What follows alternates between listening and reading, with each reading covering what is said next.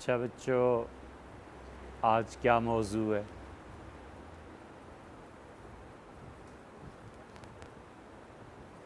بولیے،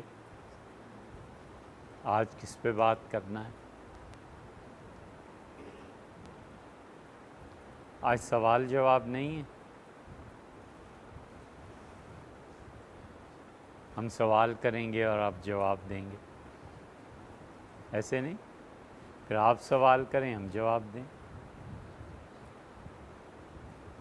کتنے بچے سوال کریں گے؟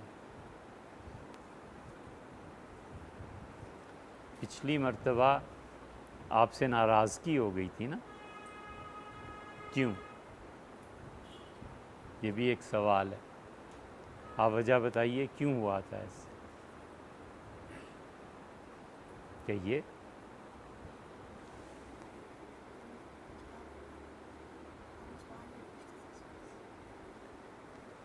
یہ نہیں کہ آپ نے ہاں یاد آ گیا، جی ہاں، جو لفظ آپ کو سمجھ میں نہیں آتا اگر آپ پوچھتے نہیں ہیں تو پھر کیا فائدہ ہے؟ پھر تو ایسے ہی ہے جیسے یہ دیوار سے بات کر لی، اس سے بات کر لی، لکڑی سے۔ اب دیکھیں نا، یہ لکڑی ہے، اس سے ہم برا بھلا کہیں، اس کی تعریف کریں، وہ آگے سے بولتی ہی نہیں۔ تو جو بچہ سوال نہ کرے، سمجھ میں نہیں آئی کوئی بات اور نہ پوچھے، اور مرید جو پوچھے، ان دونوں کو کہتے ہیں جنگل بھیج دینا چاہیے، گدھے۔ تو اس لیے آپ لوگ پوچھیں گے تو بات بنے گی۔ پچھلی مرتبہ کیا لفظ تھا جسے سمجھنا تھا؟ ہیں؟ آبلہ۔ آبلہ کسے کہتے ہیں؟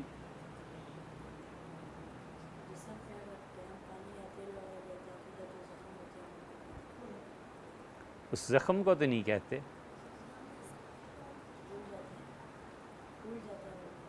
پھول جائے اور اس میں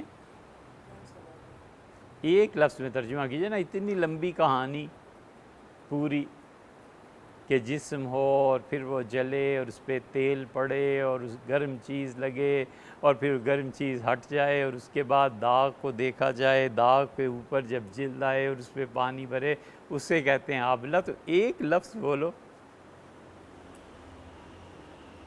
آپ کے گھر میں اسے کیا کہتے ہیں؟ آبلہ کہتے ہیں۔ آپ کے گھر میں کیا کہتے ہیں؟ بولیے، زبان تو بولنے سے آتی ہے نا، آپ بتائیے۔ چھالا، یہ چھالا یا آبلہ ایک ہی چیز۔ جب آپ نئے الفاظ سیکھتے ہیں، جب آپ کی ویکیبلری میں اضافہ ہوتا ہے، جب آپ مختلف الفاظ کا استعمال سیکھتے ہیں، تو پھر آپ گفتگو بھی کر سکتے ہیں اور پھر آپ لکھ بھی سکتے ہیں۔ لکھنے کے لیے بیٹھیں، کل ہمیں ایک بہت اچھی ڈکشنری مل گئی بھائی، ڈکشنری ملی مترادفات کی۔ ردیف عربی زبان میں کہتے ہیں جو پیچھے بیٹھا ہو۔ گھوڑے پہ دو بچے سوار ہوئے تو جو بچہ پیچھے ہوتا ہے وہ ردیف ہوتا ہے، ٹھیک ہے؟ تو ردیف اس کو کہتے ہیں جو پیچھے ہو۔ مترادفات جو برابر کے نہیں، اسے کاٹ دیجیے گا۔ اچھا، ردیف، مترادفات، مترادف کا مطلب یہ ہوتا ہے کہ برابر۔ ایک لفظ آپ نے بولا اور اسی لفظ کے معانی اور مفہوم میں اتنے کتنے ہی لفظ آ گئے، تو ایک لفظ کے بعد اب دوسرا اس کی جگہ لاتے ہیں، تیسرا لاتے ہیں، تو یہ سارے مترادفات کہلاتے ہیں۔ مثلا ہم نے ایک لفظ بولا والد، اور کیا کہتے ہیں والد کو؟ بولیے، ابو، اور بابا، اور پاپا، اور یہ دیکھا نا، اب آپ بولے نا، یہ ہے لفظ ایک ہی، ابو، والد، پاپا، لیکن آپ نے الفاظ اس کے لیے 5-6 استعمال کیے. امی بولیے، ماما، والدہ. والدہ کیا ہو؟ والدہ ہوئی. اچھا، اور موم. او گڈ. اچھا، اور ماں. ٹھیک ہے، ایک ہی چیز ہے، اس کے مترادفات آپ لائے. آپ کے ساتھ اور بچے نہیں آئے یا ابھی تک شادی میں بھائی کی مصروف ہیں؟ آپ کے ساتھ اور بچے بھی تو تھے. وہ جو حفظ کر رہا تھا وہ کہاں گیا؟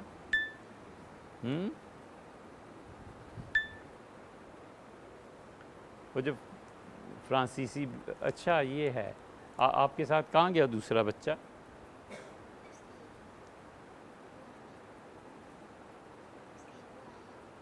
ان کے ابو آئے ہیں. تو کیا کرنا ہے ان کے ابو کو؟ ہمیں تو وہ بچہ چاہیے نا جو یاد کرتا ہے. وہ کہاں ہے؟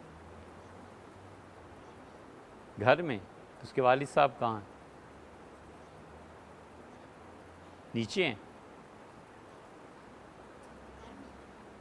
گھر میں ہیں. اچھا ٹھیک ہے، کیونکہ اس بچے کو آنا چاہیے تھا. ہمیں یہ دیکھ کے وہ بچہ یاد آیا. تو لفظ ایک ہی ہوتا ہے بیٹے. اس لفظ کی ریپلیسمنٹ میں، اس کی جگہ پہ آپ جب دوسرا لفظ لاتے ہیں نا، یہ مترادفات ہوتے ہیں. ہمیں ایک ڈکشنری مل گئی اور بہت موٹی ڈکشنری ہم لائے ہیں کہ مترادفات کیا ہوتے ہیں. وہ آپ ذرا دیکھیں گے جب آپ بڑے ہو جائیں گے تو آپ اس سے استفادہ کریں گے انشاءاللہ. تو آپ کو سمجھ آ جائے گی کہ اگر ایک لفظ کہیں فٹ نہ آتا ہو تو دوسرا لفظ بول دیا جائے، دوسرا لفظ نہ فٹ آتا ہو تو تیسرا. یہ عام طور پہ شعراء کو ضرورت پیش آتی ہے کہ شاعر جب ایسے کرتے ہیں، کوئی شعر کہتے ہیں، تو انہوں نے جو لفظ بھی وہاں پر رکھنا ہو اس کو مناسب طریقے پہ وہ چنتے. اچھا، تو بات تو شروع ہوئی تھی آبلہ سے کہ چھالا. ٹھیک ہے، یہ آپ کو سمجھ نہیں آیا اور ہم نے کہا آپ پوچھتے کیوں نہیں. تو اس لیے جو لفظ آپ کو سمجھ میں نہ آئے آپ اسے پوچھئے. علم اسی چیز کا نام ہے اور آہستہ آہستہ یہ چیزیں آپ کے پاس بڑھتی. انسان کسی بھی چیز کو سمجھنے کے لیے سب سے پہلے اپنی ذہنی طاقت کو استعمال کرتا ہے کہ یہ کیا چیز ہے. مثلاً آپ نے یہ لکڑی دیکھی تو آپ کے ذہن میں سوال اٹھا کہ یہ کیا ہے. اس کے ساتھ ہی آپ کے ذہن نے جواب دیا کہ یہ لکڑی ہے. جواب ہو گیا نا. ایک چیز آپ دیکھتے ہیں آپ کو سمجھ ہی نہیں آتی کہ یہ کیا چیز ہے. اب جو وہ پیاس لگی نا کہ پوچھیں کسی سے یہ کیا چیز ہے، یہ علم ہے. علم ایسی چیز ہے کہ علم خود جب معلوم ہو گیا آپ کو کہ یہ چیز جو ہے یہ تو اسے غالیچہ کہتے ہیں. اب غالیچہ کسے کہتے ہیں؟ یہ آپ کے ذہن میں سوال اٹھا نا. تو جب آپ کو پیاس لگی کہ ہم جانیں یہ چیز کیا ہے تو یہ طلب خود علم ہے اور اس کا جواب بھی علم ہے. یہ چیز ہوتی ہے. اچھا، اب آپ بتائیے کوئی لفظ آپ بولیں ہم اس کا جواب دیں، ہم لفظ بولیں آپ اس کا جواب دیں. بولیے کوئی مشکل لفظ بولیے، بچوں جیسے نہ بولنا. چلیے اچھا بچوں جیسے بھی بول لیجئے. کوئی لفظ بولیے ہم آپ کو بتائیں. کہو.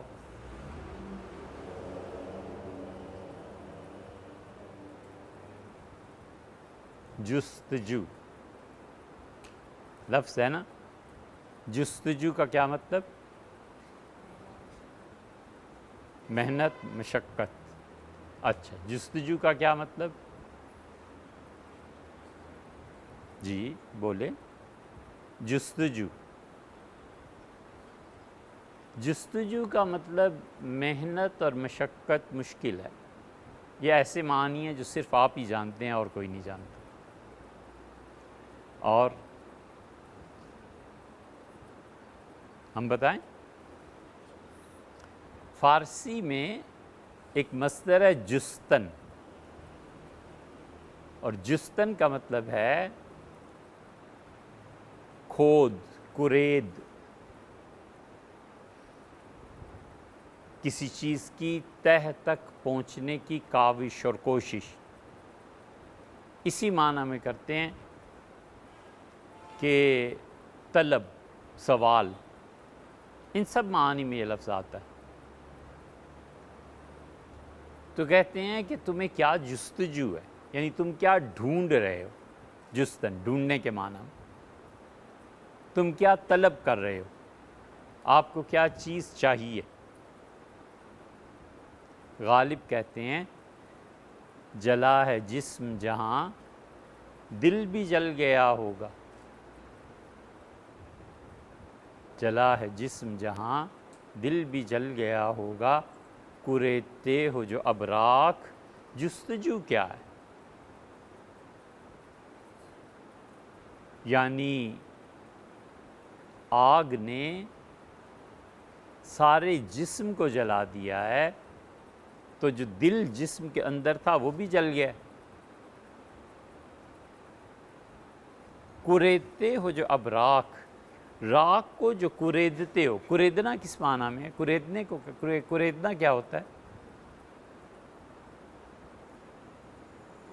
آپ بتائیے پہلوان جی، آپ بتائیے کریدنا کیا ہوتا ہے؟ کریدنا، کھودنا، جی اس کے قریب قریب، اور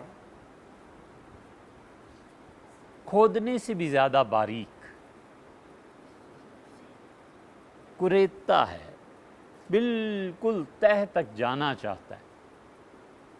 کریدتے ہو جو اب راکھ، راکھ کو جو تم کرید رہے ہو، اب راکھ کریدنے کے لیے کوئی پھاوڑا تھوڑا ہی مارے گا، اس کو کریدنے کے لیے تو کوئی سوئی لے لے گا، کوئی ڈنڈی لے لے گا، اس سے آہستہ آہستہ اسے کریدے گا۔ کریدتے ہو جو اب راکھ، اب یہ جلنے کے بعد میرے جسم کے اور دل کی جو تم دیکھ رہے ہو نا، بار بار اسے ہٹا کے، جستجو کیا ہے، چاہتے کیا ہیں آپ، ڈھونڈ کیا رہے ہیں؟ مطلب یہ ہوا کہ آپ یہ چاہتے ہیں کہ اب کوئی آگ اگر باقی رہ گئی ہے، کوئی چیز جلنے سے رہ گئی ہے، تو اس آگ میں اور مزید جلا دیا جائے۔ کریدتے ہو جو اب راکھ، جستجو کیا ہے، اب آپ کو کیا پڑی ہے، اب آپ کیا ڈھونڈ رہے ہیں؟ ایک لفظ ہم نے بتایا جستجو، ایک لفظ اب آپ بولیے، کوئی ایک لفظ آپ بولیں۔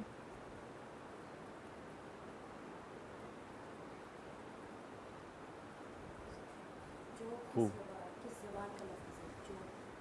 جو، چو، اس چو کے معنی کیا ہیں؟ یہ تو اب آپ تشریح کیجئے نا، جستجو ہم نے لفظ بولا اور تشریح کر دیا، اب چو اس کی تشریح کیجئے۔ چو، جس کے چار کونے ہوں، اس دن چودھری کی بات ہو رہی تھی نا، ہے نا، یہ آپ کو یاد ہے لفظ؟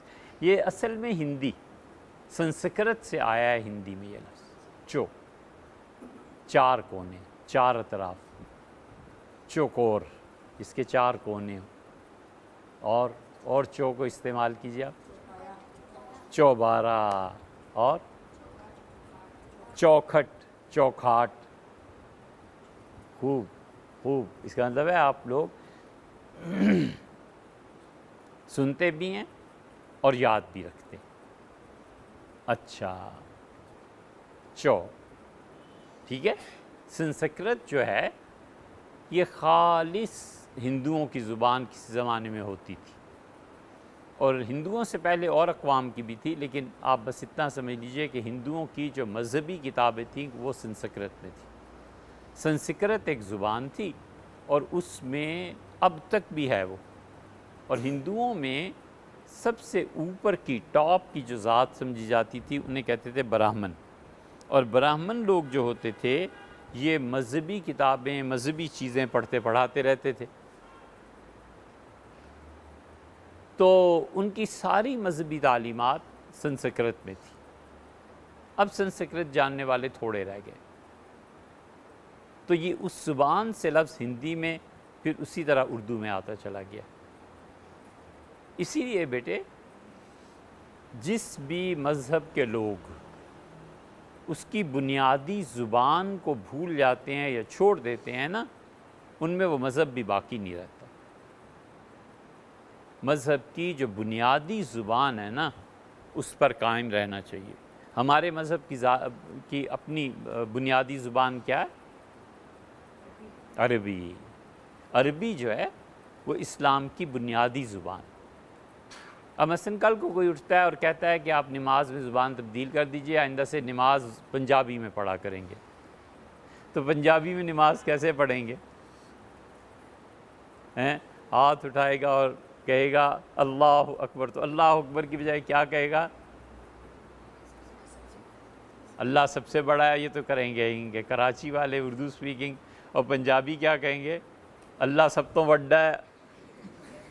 ٹھیک ہے، یہی ہوگی نا پھر نماز، تو پھر یہی رہ جائے گی۔ اس لیے جو لوگ مذہب کی ان تعلیمات کو جہاں زبان کی پابندی لازمی قرار دی گئی ہے وہاں سے ہٹانے کی کوشش کرتے ہیں، ادھر حقیقت بیٹے اس مذہب کو مٹانے کی کوشش ہوتی ہے، بجائے اس کے کہ ہم عربی پڑھیں اور ہم سیکھیں کہ اللہ اکبر کا مطلب کیا ہے، التحیات للہ کا مطلب کیا ہے۔ ہم کہتے ہیں اس سے پنجابی میں کرو، اردو میں کرو، کل پشتو میں کرو، تو ہوتے ہوتے کہاں سے کہاں پہنچ جائے۔ پشتو میں کیا کہیں گے؟ کوئی پٹھان بچہ ہے یا ہوں گے؟ ہاں، پٹھان بچہ کیا کہے گا؟ اللہ سب سے بڑا ہے ہیں؟ بس ٹھیک ہے، یہ پشتو تو خود ہی بولو، خود ہی سمجھو۔ ٹھیک ہے، تو پشتو میں ایسے بولیں گے نا، تو یہ تو کوئی بات نہ ہوئی۔ اس لیے ہمیشہ جس مذہب کے لوگ اپنی بنیادی زبان کو محفوظ رکھتے ہیں نا، وہ اسی طرح مذہب کو بھی محفوظ رکھتے ہیں۔ اور جب بنیادی زبان محفوظ ہو جائے اور اس کو لوگ سمجھنے والے نسل در نسل پیدا ہوتے رہیں، تو پھر اس مذہب میں دونوں چیزیں ہوتی ہیں۔ اس کی نیگیٹو سائڈ یہ ہوتی ہے کہ لوگ اس مذہب کو برباد کر دیتے ہیں زبان کے سہارے پہ، یہ بہت ہی بری بات ہے۔ اور پازیٹیو سائیڈ، مثبت انداز یہ ہوتا ہے کہ لوگ اس لفظ کے معانی تلاش کر کے اجتہاد کی بنیاد اس پہ رکھتے ہیں، بڑے بڑے مسائل اس سے حل ہوتے ہیں کہ اللہ تعالیٰ نے لفظ کیا نازل فرمایا، اللہ کے یہاں پر معانی کیا مراد ہیں، یہ ہوتا ہے فائدہ۔ اسے بہت سے گمراہ ایسے ملیں گے جنہوں نے کہا جی نماز بدل دیں، اذان بھی بدل دیں۔ لاہور میں ایک مرتبہ ایسے ہوا، لاہور میں اذان شروع ہوئی اور اذان اس نے شروع کی پنجابی میں۔ جب اسے پہلا جملہ بولا کہ اللہ سب تو بڑا ہے، تو باہر سے لوگوں نے اسے پتھر مارے، اتنے پتھر مارے کہ ان کے گھر کی جو چار دیواری تھی کوٹھی کی وہ گر گئی۔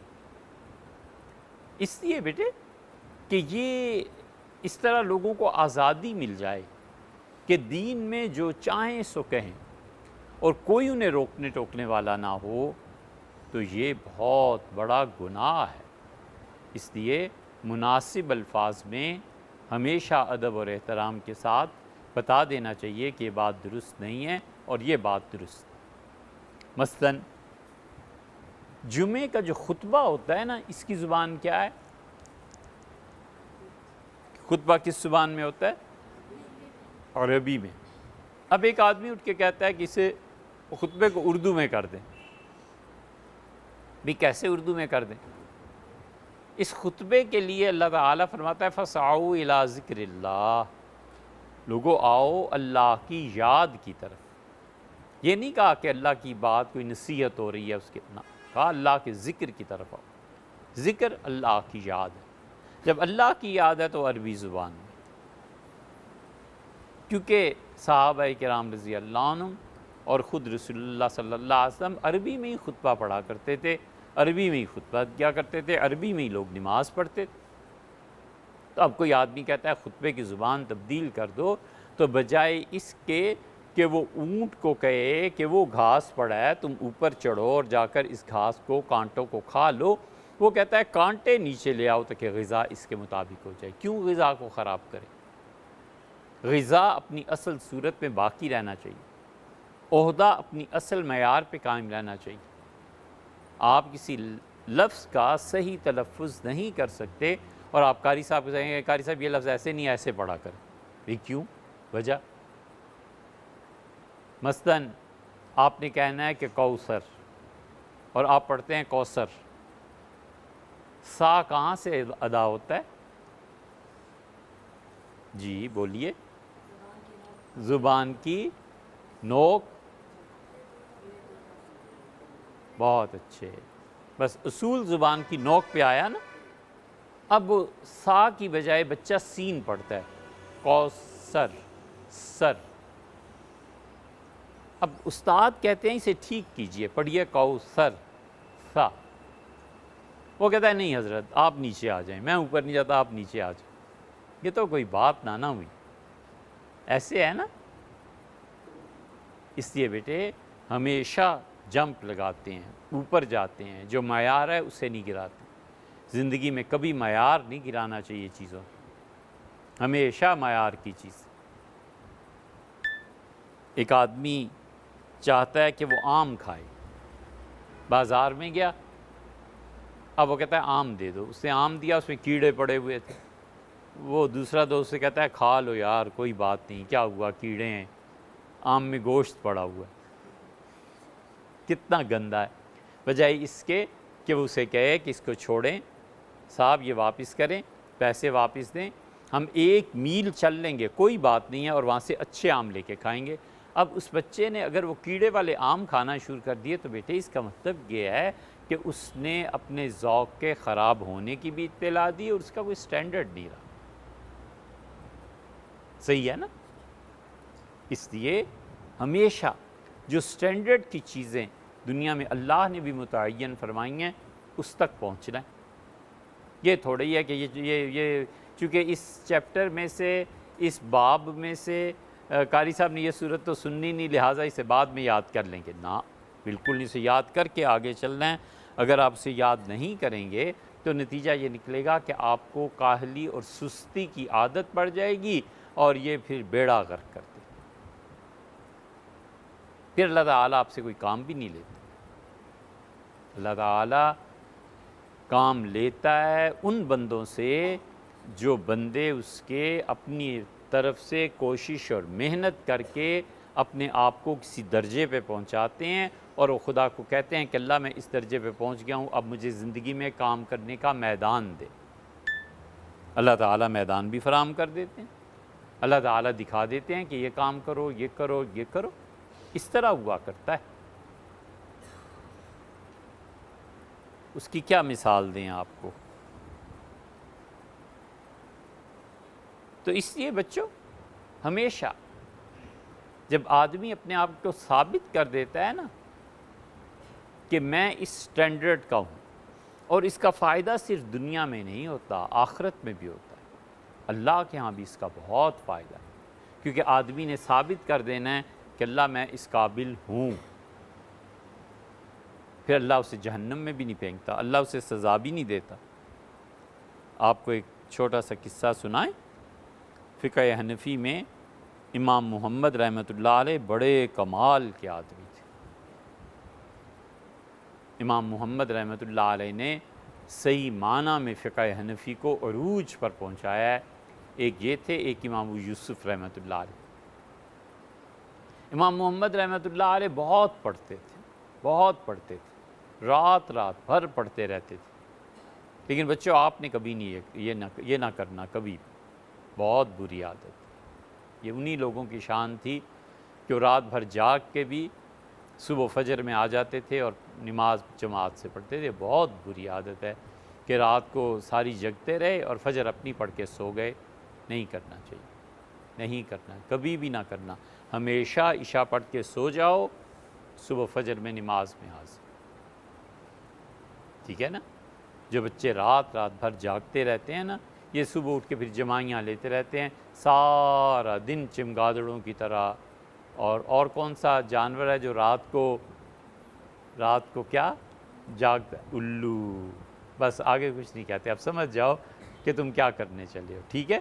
ہمیشہ عشاء پڑھتے ہی سو گئے، اور صبح فجر سے ہو سکے تو اذان سے بھی پہلے اٹھ گئے۔ بس اس وقت 2 رکعتیں پڑھ کے اللہ سے مانگ لیا کہ اللہ مجھے یہ امتحان دینا ہے، اللہ مجھے میرے لیے آسانی فرما۔ یہ بہترین زندگی۔ ہم نے اپنے بہت سے اساتذہ کو دیکھا، رات رات بھر جگتے تھے. وہ ایک مسئلہ تھا بیٹے، جس کے ساتھ جو بھی تھا اللہ تعالیٰ انہیں اجر سے نوازے، اور ان کی موتیں بھی پھر ایسی تھیں کہ پتہ چلتا تھا کہ رات شب بیداری، اللہ کے ساتھ تعلق، اللہ نے انہیں کس مقام پہ پہنچا. اللہ تعالیٰ نے ایسے لوگوں کے متعلق فرمایا ہے کہ کانوا قلیلا من اللیل ما یہجعون، ہمارے بندے تو ہیں جو رات کو بہت تھوڑی دیر سوتے ہیں، لیکن آپ نہ کیجئے گا یہ، ٹھیک ہے نا، بالکل نہیں کرنا. 6 گھنٹے سو، 8 گھنٹے سو، اپنی نیند پوری کرو. اور ایسے نہ ہو کہ جب پڑھنے جاؤ تب جمائیاں آ رہی ہیں، نیند ابھی کس بات کی نیند بھی، ابھی آپ 8 گھنٹے سوئے. سردیوں میں 9 بجے سو جاتے ہیں بچے، ہیں اتنا وقت مل جاتا ہے، اور صبح 7 بجے نماز ہوتی ہے. اب جو بچہ رات کو 10 بجے سو گیا چلو، اور صبح 6 بجے تک سو رہا ہے، تو کتنے گھنٹے ہو گئے؟ 8 گھنٹے. اب بھی وہ اٹھ کے اگر جمائیاں لے رہا ہے، اب بھی اسے نیند آ رہی ہے، تو اس سے کرنا کیا ہے؟ مردوں سے شرط لگا لی ہے کہ کون زیادہ دیر لیٹے گا. یہ بھی محاورہ ہے کہ میں تو مردے سے شرط لگا کے سو رہا ہوں، مطلب یہ کہ تم پہلے اٹھو گے کہ میں پہلے اٹھوں گا. ٹھیک ہے بیٹے، کبھی بھی یہ نہیں کرتے. عشاء پڑھتے ہی بس فوراً مغرب کے بعد اپنا کھانا نہ کھا لیا، عشاء سے پہلے نماز پڑھی، زیادہ سے زیادہ تھوڑی سی واک کی، اور اس کے بعد سو گئے، اور بالکل فجر سے پہلے اٹھے. امام محمد رحمۃ اللہ علیہ بہت صحت مند تھے، ان کا مبارک جسم بھی پھیلا ہوا تھا. تو ان کے شاگرد اسد ابن فرات کہتے ہیں کہ میں ان کے پاس گیا تو میں نے ان سے کہا کہ حضرت آپ مجھے پڑھا دیں، اور مجھے بھیجا تھا مدینہ منورہ سے امام مالک نے. میں نے امام مالک رحمۃ اللہ سے کچھ چیزیں پوچھی، تو انہوں نے کہا کہ تم کہاں سے آئے ہو؟ تو میں نے انہیں بتایا میں اسپین سے آیا ہوں، ہسپانیہ.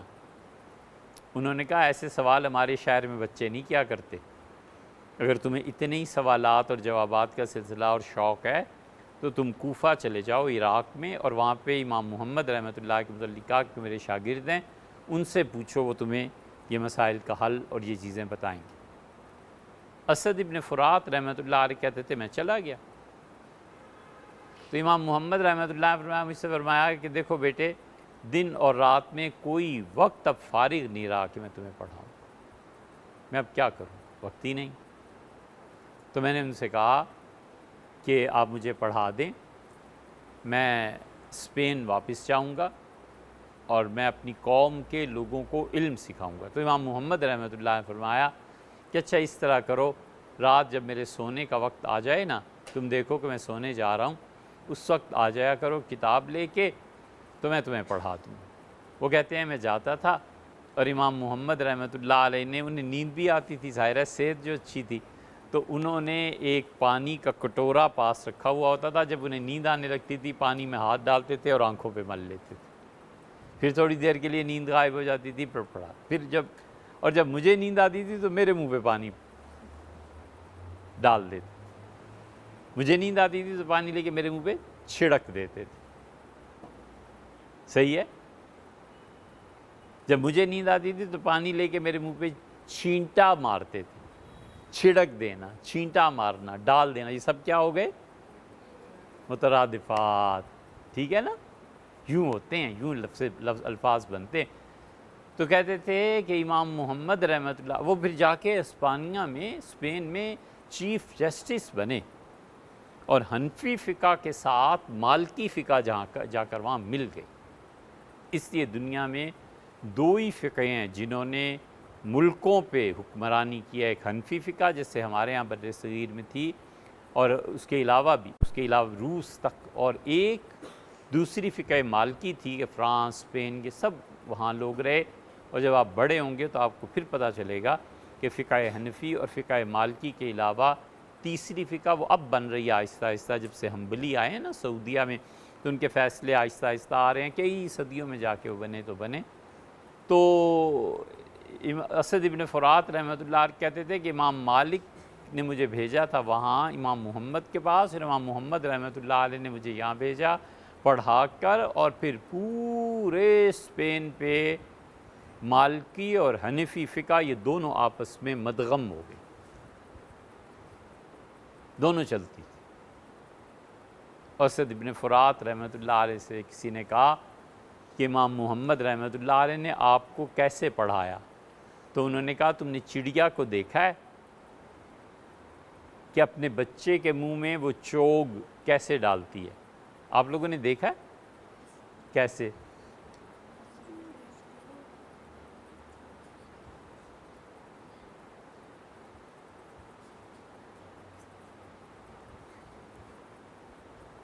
اچھا، تو چڑیا کیا کرتی ہے؟ چوگ اپنے منہ میں لے کے چونچ اپنے بچے کے چونچ کے قریب جاتی ہے تو بچہ چونچ کو کھول دیتا ہے، وہ پھر اس کے چونچ میں اس کے منہ میں ڈال دیتی ہے، پھر کوئی چیز دیتی ہے، پھر ایسے کرتی ہے۔ وہ کہتے ہیں امام محمد رحمۃ اللہ علیہ نے مجھے ایسے پڑھایا، ایک ایک بات سمجھائی، ایک ایک نقطہ سمجھایا، ایک ایک چیز میرے دماغ میں دل میں اتاری۔ تو ایسے پڑھتے ہیں، ایسے محنت ہوتی ہے، ایسے تحقیق ہوتی ہے، ایسے بچے علم سیکھا کرتے ہیں۔ تو اس لیے یہ جب آپ کسی مقام پہ پہنچ جاتے ہیں نا بیٹے، تو پھر اس کا مطلب یہ ہے کہ آپ نے کمپرومائز نہیں کیا، کسی چھوٹے مقام پہ آگے چلتے چلے گئے۔ یہ امام محمد رحمۃ اللہ جو تھے نا، علم میں بڑا ان کا مقام تھا، بہت بڑے آدمی تھے، کہنے کیا ان کے۔ اور امام محمد رحمۃ اللہ علیہ نے بہت پھیلایا ہے حنفی فقہ کو بھی، اور انہوں نے دین کو بہت پھیلایا، اجتہاد کیا۔ امام محمد رحمۃ اللہ علیہ کا ہو گیا انتقال۔ ہم بات آپ سے یہ کر رہے تھے کہ جب کوئی آدمی کسی درجے پہ پہنچ جاتا ہے نا تو اللہ اس کے اس درجے کی قدر کرتا ہے۔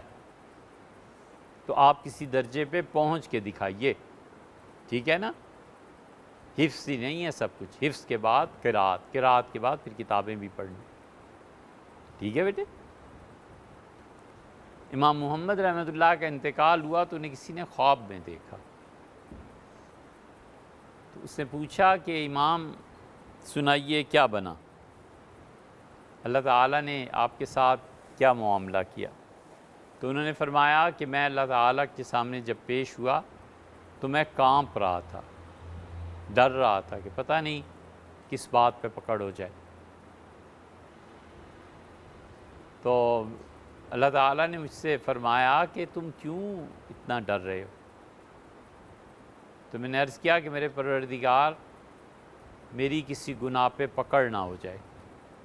تو اللہ تعالیٰ نے مجھے مسکرا کے دیکھا اور مجھ سے فرمایا کہ اگر تمہیں عذاب دینا ہوتا، پکڑنا ہوتا، جہنم میں پھینکنا ہوتا تو اتنا علم ایسے ہی تمہیں دے دیتے۔ مطلب یہ تھا کہ دیا ہی اس لیے تھا کہ تمہیں بڑے درجات پر بٹھائیں۔ تو وہ کہتا ہے میں نے پھر پوچھا کہ امام ابو یوسف، انہوں نے کہا جنت میں 2 درجے مجھ سے اوپر ملے۔ میں نے کہا امام ابو حنیفہ، انہوں نے کہا وہ تو انبیاء علیہ السلام کے ساتھ ان کی روح کو رکھا گیا۔ یہ بڑے لوگ تھے نا بیٹے، کیسے بنے؟ محنت کر کے، کام کر کے، اور چیلنج جو آتا ہے نا زندگی میں وہ حقیقت میں بڑا بناتا ہے۔ چیلنج، چیلنج کا ترجمہ کیا ہوگا؟ کوئی کرے، چیلنج کا ترجمہ کیا ہوگا؟ مقابلہ، امتحان، ٹھیک ہے؟ جب مقابلے کا آتا ہے نا پھر پتہ چلتا ہے کیا ہوتا ہے، ٹھیک ہے بچے؟ تو آئندہ